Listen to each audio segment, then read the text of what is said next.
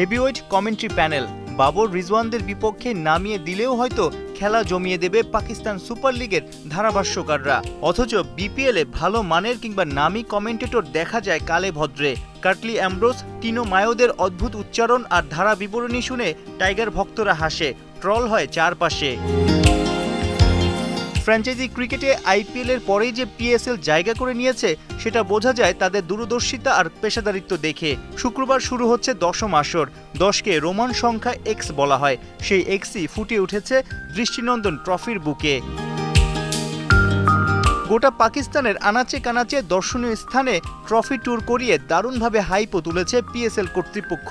এইসব কার্যকলাপে নিশ্চিত করেই তরুণদের আগ্রহ বাড়বে, টুর্নামেন্টে মাতবে, ক্রিকেটার হওয়ার স্বপ্নটাও দেখবে। পিসিবির এমন চিন্তাধারা দেখে কিছু কি শিখবে বাংলাদেশ ক্রিকেট বোর্ড, নাকি প্রতি বছর জোড়াতালি দিয়ে গড়পড়তাভাবে আয়োজন করবে বিপিএল? 38 দিনের মহারণ, হীরার রঙের এই মন কাড়া শিরোপার জন্য চলবে 6 দলের লড়াই। শুক্রবার রাতে সাবেক 2 চ্যাম্পিয়নের ক্ল্যাশ। রাওয়ালপিন্ডিতে বর্তমান চ্যাম্পিয়ন ইসলামাবাদ ইউনাইটেডকে কাঁপিয়ে দিতে তৈরি 2022-23-এর সেরা দল লাহোর কালান্দার্স। বাংলার নতুন তারা রিশাদ হোসেন থাকায় টাইগার ভক্তদের সাপোর্ট আর দোয়াও থাকবে কালান্দার্সের জন্যে। প্রশ্ন হলো, প্রথম ম্যাচেই কি রিশাদকে প্লেইং 11-এ দেখা যাবে? ম্যাচে 4 জন বিদেশি খেলানোর সুযোগ।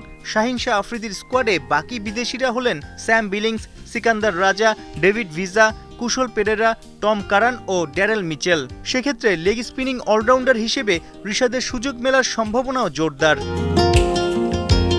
আরেক বাংলাদেশি লিটন দাসের ম্যাচ ঠিক পরদিনই। শনিবার লিটনের করাচি কিংসের প্রতিপক্ষ মুলতান সুলতানস। সাইফুল রূপক, 71।